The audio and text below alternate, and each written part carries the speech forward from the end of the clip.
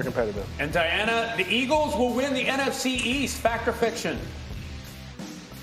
James, you little commander homer today.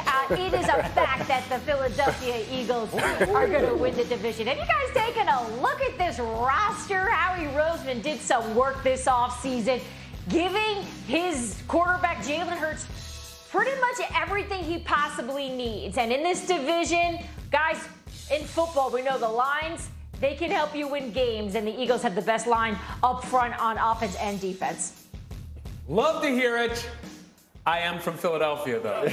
But do we agree with Diana, though, Jeff, that the Eagles will win the division? I don't. Listen, here's my concern here. We usually give the Cowboys way too much love in the preseason and offseason. I think we're taking a little bit away from them. Let's not forget, like, they beat the Cowboys. Dak Prescott has beaten the Eagles 5 out of 6 times. They've averaged almost 32 points a game. That's a pretty good record against your opponent in your division. So I'm still going to go with the Cowboys here until the Eagles clear.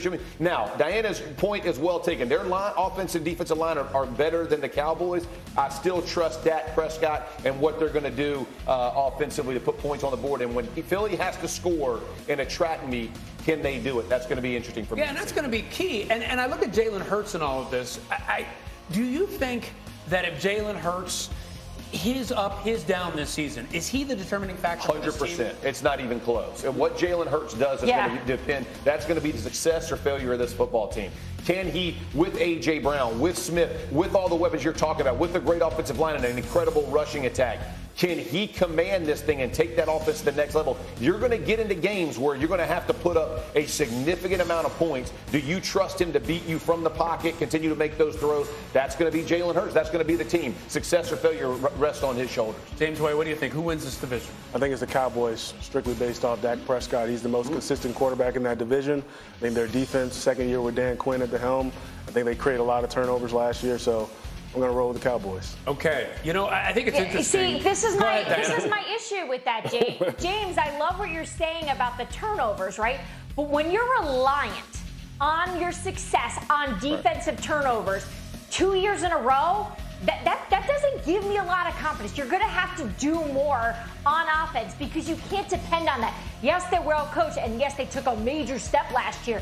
But for them to do that again, the chances are really slim, you know? Yeah, I don't disagree with you. And for that reason, I would say the Eagles have the best chance to win this division. Now, look, I got to tell you something. I got to tell you something. And that's a good point. I got to tell you something. Here's the thing with me on the Eagles. I would have said no, but I think on paper they have the best team. This is my question with this team. On paper, the lines are the best. On paper, the running game's strong, receivers strong. Everything looks good. Can they put it all together and win this division? I don't know, but I think they're the best of the lot. I don't think you can trust Carson Wentz in Washington, and let's not even talk about the Giants. So then it comes down to the Eagles and the Cowboys, and I think with the Tyron Smith issue, their line issues, their receiver issues, I think we have the fewest issues of all the teams in that division. But let's take it a step further, James. Yeah, thank you, Diana. Thank you. Let's take it a step further. James, here's the other part of this. Some people are looking at the Eagles and saying this is a Super Bowl contender. So I want to go back to Jalen Hurts. Is he the determining factor between them being Super Bowl quality or not?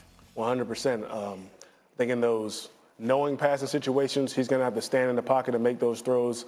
You know, in the past few years, he hasn't been able to do that. He's a 25th ranked passer from the pocket. His QBR sits between Baker Mayfield and Sam Darnold, which isn't great. If they want to be a Super Bowl contender, he's going to have to stand in there and make those throws. I know they had the best rushing, team in the league last year, which is a big help, but to be a Super Bowl contender, you're going to have to stand in there and make those throws on, third and short, third and long in the red zone. I don't think he's going to top that one because that was really impressive. I like the additions that they made, with Juju Smith and Sky Moore and Marcus Van Scalen. I think those guys are big-time playmakers. I just don't think he's going to top the 5,000 yards, 50 touchdowns. Okay, the Patriots will miss the playoffs. I'm going to wipe that one out. I know everybody has a lot of questions about the play call situation, but Bill Belichick, Matty P, Joe Judge, they'll get it figured out. Mac Jones will have a big second year, and I think that defense is highly underrated. Okay, and now the last one. 49ers should keep Jimmy Garoppolo. I'm going to keep that one. He's won them a lot of football games. He has like a 70% win percentage. He's done a lot for that organization. I mean, I think you should keep him, restructure the contract. You don't know how the Trey Lance situation is going to play out. God forbid he gets injured. And you have a guy who you know what you can get from him, still there on your team. All right, we'll talk a little bit about Jimmy G later in the show in terms of what happens with him and when they have to make a decision. But let's go to another place where they got to make a decision on a quarterback in Pittsburgh. Ben Roethlisberger, remember that guy? He made an appearance at training camp yesterday with a fresh retirement glow. And Steelers quarterbacks Mitchell Trubisky and Kenny Pickett both spoke and provided their pitches to be the next starting man in Steel City. Yeah, for sure. I think I have just how I carry myself every day, what I've done on the practice field. Would like to do more last game, obviously, but hopefully get another opportunity this week to show why I should be. And I'm going to play my ass off and then, let the coaches, I trust them 100%. Whatever they think is best for the team, that's what we're going to roll with, and I'll be the best at whatever I can do. All right, they're both handling it well. Diana, what's the very latest coming out of Pittsburgh on this?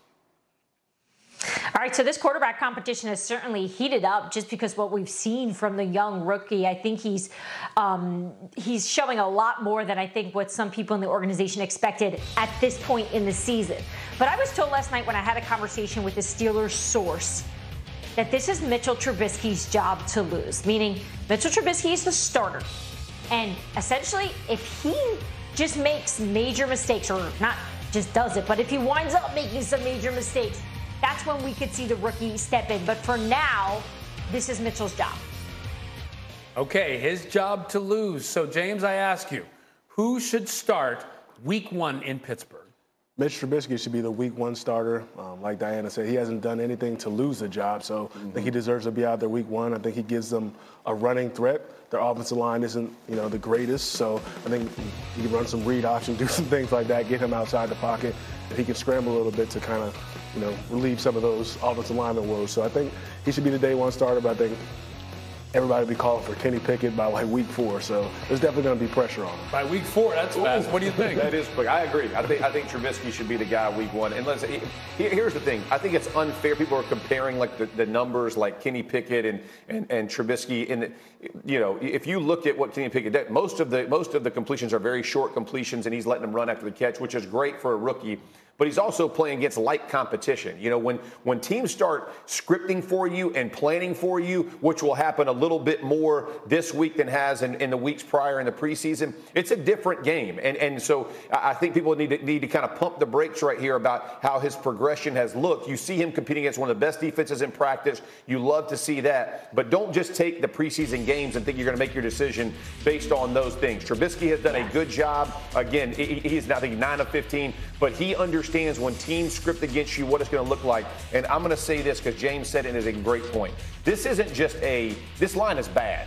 Okay, this is a bad offensive line. So a quarterback that can use his legs and use that zone read and all the different things, pieces and parts of Trubisky's game, I think make the Steelers better right now than Pickett from the pocket. Just because I think when teams known passing, downs, it's going to be ugly. It could be ugly for Pittsburgh. So I'm just saying that from a rookie perspective. You don't want a bunch of exotic defenses and no protection. That leads to a beat-up body, and that's not what Pittsburgh is looking for. It's a good point. You don't want to throw him to the wolves. Right. He's a rookie. You don't want to have his confidence damaged. But, James, you played against Trubisky. What did you see from him on the field that told you what kind of guy this is? We played him in 2018, and he actually gave us some problems. He did throw 2 interceptions, but he made some plays with his legs. He had like 81 yards rushing. So, look, he's scrambling here to the right, turns completely around, and finds his way into the end zone. So that's the type of plays that he can do if the offensive line isn't going to hold up. You don't want to just throw Kenny Pickett out there. I know we played Sam Darnold early in his career,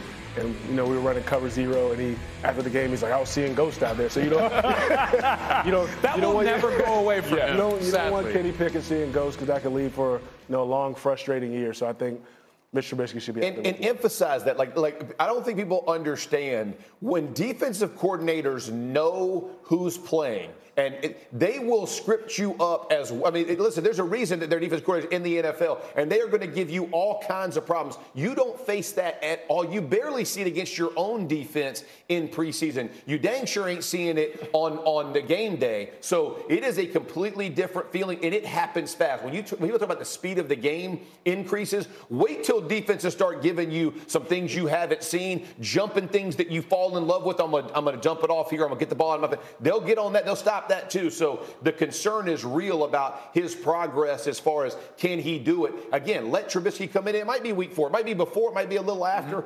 It's his job. He's going to be the starter for Pittsburgh. Don't rush it if he's not there. And let's not forget, he might do a great job. Absolutely. In which case they say in Light it Pittsburgh, up. let's keep him. Diana, I'll give you the final word. But look, the Steelers are really pleased with their rookie quarterback in Kenny Pickett, with not just what he's doing on the field, but his intelligence in the meeting room. But look, they made an investment in Mitchell Trubisky. They want this to work. And I did have a conversation with someone in Pittsburgh last night who said, here's the best part about this. Competition breeds success. And when you have a good quarterback competition, everyone's just playing better. I love how you said that because it's made everybody better in that quarterback room. I am sure of it. Now, let's go to this. Meanwhile on planet Earth, this had me cracking up this morning.